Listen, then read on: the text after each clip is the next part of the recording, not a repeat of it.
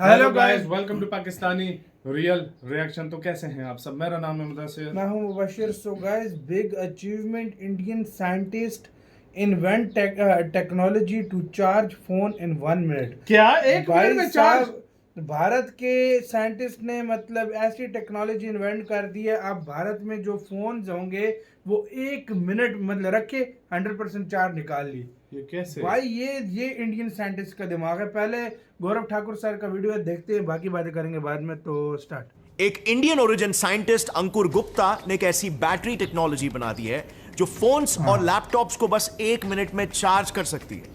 ये टेक्नोलॉजी एक ईवी तक को बस सिर्फ 10 मिनट में फुल चार्ज कर सकती है, जिसे चार्ज करने में इलेक्ट्रिक usually व्हीकल को? 8 से 10 घंटे लगते हैं।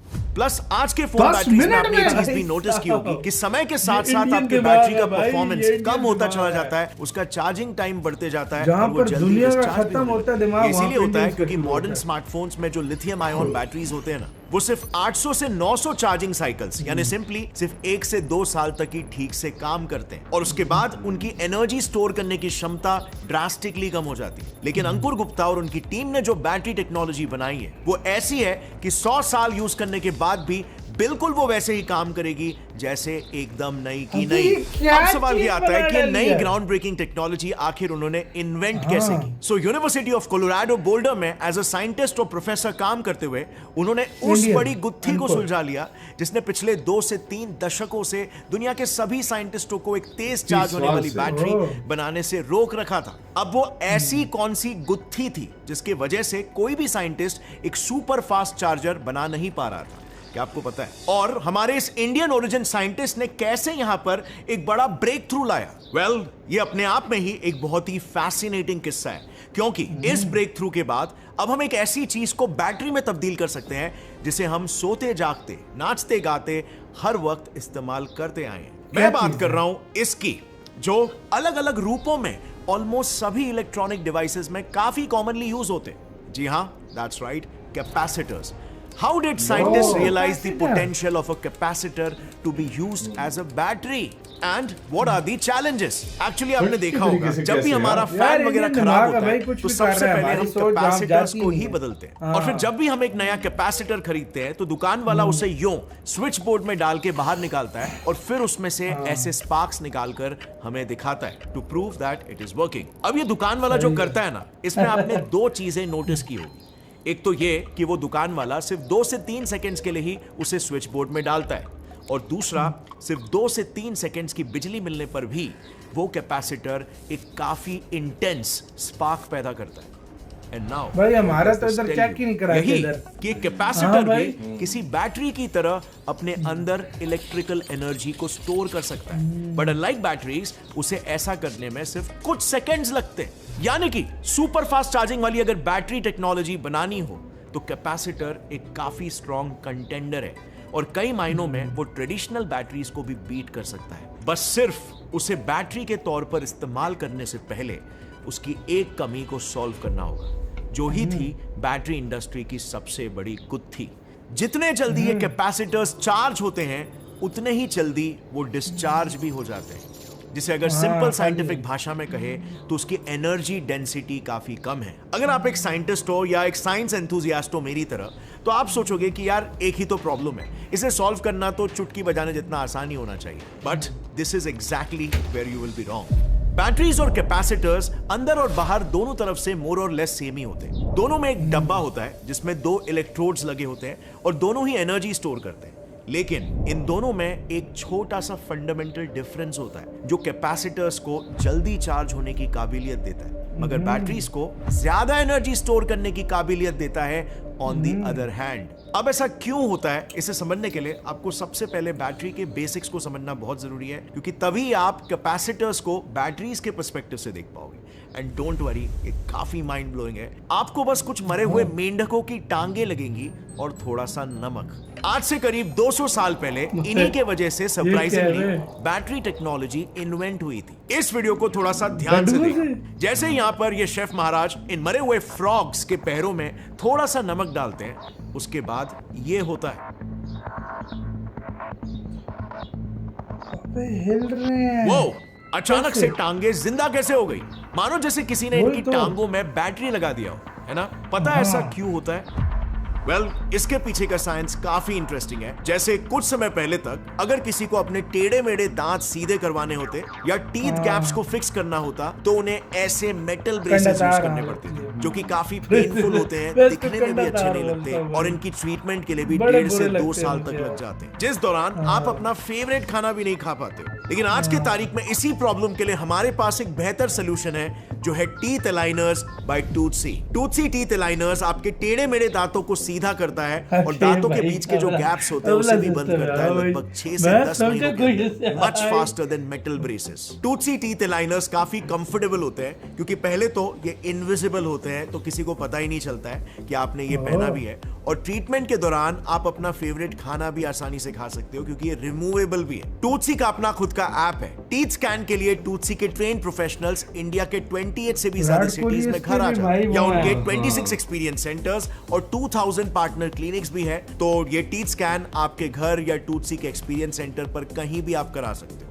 और ये सब कुछ अवेलेबल है at prices same as metal braces. Toothsi ने 3 लाख से भी ज्यादा स्माइल्स को डिजाइन किया है, सो रिजल्ट्स आर गारंटीड। तो अगर आपके भी दांत टेढ़े मेढ़े हैं या उनमें गैप्स है और आप उसे सीधा करना चाहते हो, तो डिस्क्रिप्शन में दे दिया है लिंक, उस पर क्लिक करो या टूथसी का ऐप डाउनलोड करो and book a free teeth scan with Toothsi. Click on the link in the description and book your free 3D scan now. अब वापस से लौट आते हैं हमारे वीडियो पर। सही है बे।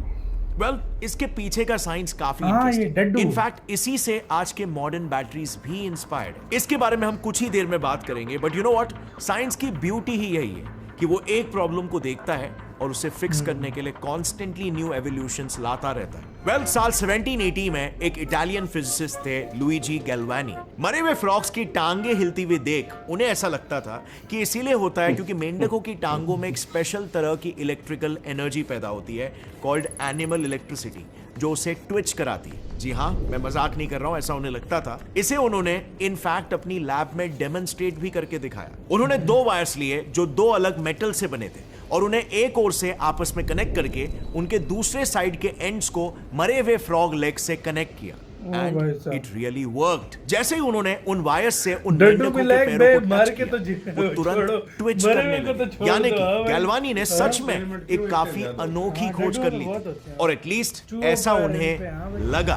दरअसल गैल्वानी ने जब ये सेम डेमोन्स्ट्रेशन अपने दोस्त एलेजांड्रो वोल्टा, जो कि एक फिजिसिस्ट के साथ साथ केमिस्ट भी थे, उन्हें दिखाया, तो उन्होंने इमीडिएटली आइडेंटिफाई कर लिया कि इलेक्ट्रिसिटी मेंढकों के पैरों की वजह से नहीं, बल्कि 2 अलग मेटल्स यूज करने के वजह से पैदा हो रही है। उन्होंने इसे प्रूफ करने के लिए एक एक्सपेरिमेंट भी करके दिखाया। उन्होंने उन मेंढकों के पैरों की जगह एक नमकीन पानी से भीगा कपड़ा रखकर सेम करंट जनरेट करके दिखाया, जो ही फिर दुनिया का फर्स्ट ट्रू बैटरी भी बना, called the voltaic pile. And the most fascinating part, आज भी मार्केट में जो बैटरीज है ना, इंक्लूडिंग लिथियम आयन बैटरीज जो हम रोज यूज करते हैं अपने फोन्स, लैपटॉप्स वगैरह में, वो सारे के सारे उसी सेम प्रिंसिपल, अब इंडियन ने भी फिर तजुर्बा कार डाला है, 1 मिनट में बैटरी काम करता था। सो अब अगला सवाल ये आता है कि ये बैटरीज काम ही कैसे करते हैं? लुइजी ने आखिर क्या मिस कर दिया? सो एसेंशियली बैटरीज में सिर्फ इतना होता है, जब 2 अलग मेटल्स को फिजिकली एक दूसरे से अलग रखा जाता है और एक कंडक्टिव मीडियम जैसे कि एक वायर या इलेक्ट्रोलाइट के जरिए उन्हें आपस में कनेक्ट किया जाता है, तो इससे होता यह है कि एक मेटल के चार्ज पार्टिकल्स यानी कि इलेक्ट्रॉन्स और आयॉन्स दूसरे मेटल की ओर दौड़ने लगते हैं, और यही चार्ज पार्टिकल्स का दौड़ना ही इलेक्ट्रिसिटी है। Like for example lithium ion batteries को ही लें, उसमें एक तरफ लिथियम मेटल होता है और दूसरी तरफ कोबाल्ट मेटल होता है, और उनके बीच में एक सेमी परमिएबल मेम्ब्रेन होती है। अब लिथियम कोबाल्ट से कम स्टेबल होता है और इसीलिए उसके इलेक्ट्रॉन्स उसे छोड़कर कोबाल्ट की ओर भागने लगते हैं थ्रू द वायर, और लिथियम के न्यूली फॉर्म्ड आयॉन्स भी वहीं पर जाने लगते हैं through the semi permeable membrane. यही इलेक्ट्रॉन्स फिर फोन के सर्किट से ट्रैवल करते हुए कोबाल्ट वाली साइड की ओर जा पहुंचते हैं और आपका फोन चलता है। और जब सारे लिथियम आयॉन्स और इलेक्ट्रॉन्स एक तरफ आ जाते हैं तो बैटरी ड्रेन हो जाती है। सो अब अगला सवाल ये आता है कि तो फिर फोन दोबारा से चार्ज कैसे होती है? सो वेल, जब हम फोन यूज कर रहे होते हैं तो लिथियम ऑलमोस्ट पूरी तरह कोबाल्ट की ओर आ चुका होता है, लेकिन लिथियम और कोबाल्ट के बीच ये जो कुछ भी होता है, ये पूरा का पूरा प्रोसेस रिवर्सिबल होता है। अगर हम बाहर से एनर्जी देते हैं थ्रू अ चार्जर, तो लिथियम और उससे निकले इलेक्ट्रॉन्स जो कोबाल्ट के साइड में आ चुके हैं वो फिर से अपनी ओरिजिनल साइड लौट जाते हैं और इस तरह से बैटरी वापस से चार्ज हो जाती है। So principally it is just that simple. And now here comes the $1 million question. Why is it difficult to reduce charging time in traditional batteries? अगर मैकेनिज्म इतना ही सिंपल है तो हम इतने सालों से सिर्फ 10 वॉट के मोबाइल चार्जर से ही अपने फोन को क्यों चार्ज करते आ रहे हैं? इनफैक्ट अभी भी जो फास्ट चार्जर मार्केट में आए हैं वो भी सिर्फ 45 वॉट्स, 67 वॉट्स या ज्यादा से ज्यादा 120 वॉट तक का ही पावर देते हैं। ऐसा आखिर क्यों इवन हमारे ईवीज को भी चार्ज करने में 8 घंटे लगते हैं। आई मीन अपने बैटरीज के केमिकल रिएक्शंस को रिवर्स करने के लिए सिंपली इलेक्ट्रिकल एनर्जी तो ही देनी है। तो ये प्रोसेस आखिर इतना कॉम्प्लिकेटेड क्यों है? क्यों ये अब तक का सबसे बड़ा बैटरी चार्जिंग टेक्नोलॉजी में प्रॉब्लम रहा है? एंड प्लस क्यों बोला जाता है कि किसी के फास्ट चार्जर से अपने फोन को चार्ज नहीं करना चाहिए, फोन खराब हो जाएगा? सो वेल, इसे समझने के लिए ना थोड़ा सा बेसिक समझ लेते हैं। सो इलेक्ट्रिकल एनर्जी आपके फोन या ईवी में कितने तेजी से ट्रांसफर होगी उसे पावर कहते हैं, जिसे वॉट से रिप्रेजेंट किया जाता है। और यही वॉट 2 चीजों पर डिपेंडेंट होता है, एक वोल्टेज और दूसरा करंट। और इसीलिए आप जब 10 वॉट का चार्जर यूज करते हो तो उस पर आप देखोगे लिखा होता है 5 वोल्ट 2 एम्पियर, मतलब 5 into 2 is equal to 10 watts का चार्जर। और सिमिलरली अगर आप 18 वॉट का चार्जर यूज करते हो तो उस पर या तो 6 वोल्ट और 3 एम्पियर लिखा होगा या फिर 9 वोल्ट और 2 एम्पियर लिखा होगा। अब ये वोल्टेज और करंट आखिर क्या है और ये वॉटेज यानी कि एनर्जी ट्रांसफर के लिए क्यों इतना मैटर करते हैं? वेल, वोल्टेज का मतलब होता है कि इलेक्ट्रिकल सर्किट के पॉजिटिव और नेगेटिव पोल्स के बीच पोटेंशियल डिफरेंस कितना है। यानी कि सिंपल उदाहरण अगर दूं तो दोनों के बीच में स्लोप यानी कि ढलान कितनी है, क्योंकि जितनी ज्यादा ढलान उतना तेज आकर्षण। अब on the other hand current का मतलब होता है कि इस ढलान से लुढ़क के एक टाइम पर कितने चार्ज्ड पार्टिकल्स मोबाइल के अंदर घुस पा रहे हैं उसकी एग्जैक्ट वैल्यू। सो अगर वोल्टेज यानी कि ढलान ज्यादा होगी तो उतने ही तेज इलेक्ट्रॉन्स लुढ़केंगे और उतना ही तेज आपका फोन चार्ज होगा। अब ऐसे में आप नेचुरली सोचोगे तो फिर प्रॉब्लम क्या है भाई, वोल्टेज बढ़ा दो ना सीधा। वोल्टेज बढ़ा दोगे तो फोन या ईवी जल्दी चार्ज हो जाएगा। एग्जैक्टली यहीं पर चीजें एक खतरनाक मोड़ लेने लगती है।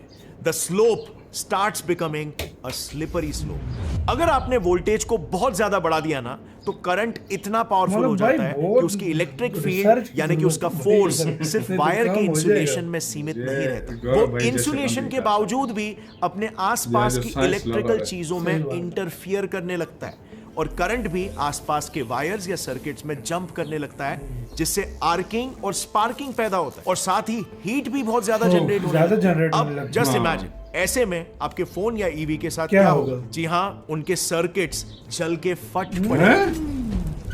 हाँ यार, ये मोबाइल अक्सर लोग कहते हैं बैटरियां जल गई हैं भाई, ये वो सीन है। क्योंकि बैटरीज में जो मेटल इलेक्ट्रॉन्स लूज करता है वो मोस्टली इन मेटल्स में से एक होते हैं जो काफी रिएक्टिव होते हैं। And now in the same way अगर आप करंट को भी बढ़ाते हो तो भी ओवरहीटिंग की ही प्रॉब्लम की वजह से सेम ही रिजल्ट निकल कर आएगा। हाँ, ये इलेक्ट्रिक गाड़ियों का। And that is why this was just like a checkmate for scientists for quite a while.